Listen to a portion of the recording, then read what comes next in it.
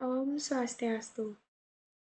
Perkenalkan, nama saya Niloyara Prastika Dewi dengan NIM 20151009 dari kelas A.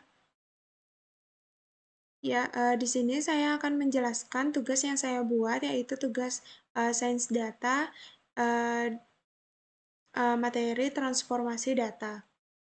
Nah, yang pertama, yaitu teknik transformasi data yang saya pakai adalah imputasi, yang merupakan model mengganti nilai atau data yang hilang dengan nilai pengganti.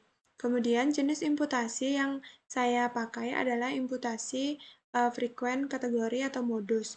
Imputasi frekuen atau kategori atau modus ini mengganti semua kemunculan nilai yang hilang atau NA dalam suatu variabel dengan mode atau nilai yang paling sering muncul. Berikut ini merupakan kelebihan dan juga kekurangan jika kita mengimplementasikan imputasi frekuen, kategori, atau modus.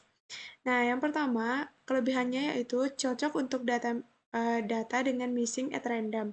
Lalu yang kedua, mudah dan cepat diterapkan. Lalu yang ketiga, dapat digunakan dalam produksi. Kemudian kekurangannya yaitu mendistorsi relasi label dengan frekuensi tertinggi vs variabel lain. Kemudian yang kedua menghasilkan overrepresentation jika banyak data yang missing. Nah, mengapa saya memakai teknik transformasi data, yaitu implementasi frekuen, kategori, atau modus ini? Karena selain teknik ini mudah dan juga cepat untuk digunakan, seperti dengan kelebihan dari teknik ini, yaitu cocok untuk data dengan missing at random.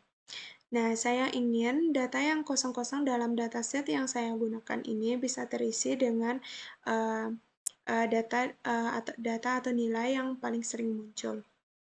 Nah, berikut ini merupakan hasil program dengan menggunakan Jupyter Notebook untuk imputasi frekuen, kategori, atau modus dari dataset yang saya gunakan. Nah, di sini saya menggunakan dua dataset.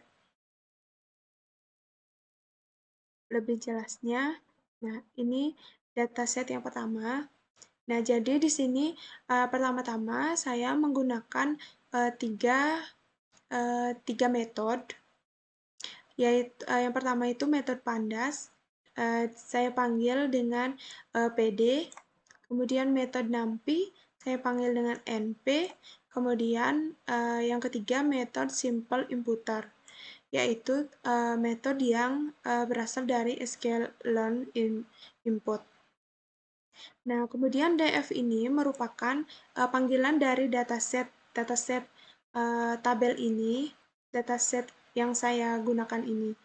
Saya panggil dengan sebutan DF. Kemudian ini merupakan isi dari datasetnya. Lalu yang kedua, ini untuk mengatasi missing value dengan frekuen, kategori, atau modus. Di sini merupakan data-data yang missing dan sudah diganti dengan nilai-nilai yang sering muncul.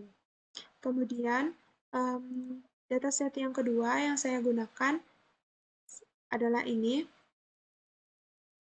Nah, di sini saya juga sama menggunakan tiga metode, yaitu metode pandas dengan panggilan PD, kemudian NAMPI, NP, kemudian metode simple imputer yang dari sklearn.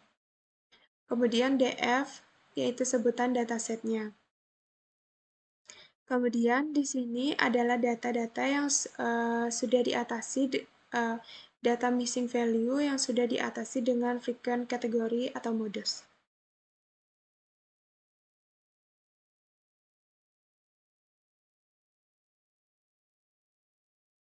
Baik, sekian yang bisa saya jelaskan. Jika ada kesalahan, saya mohon maaf.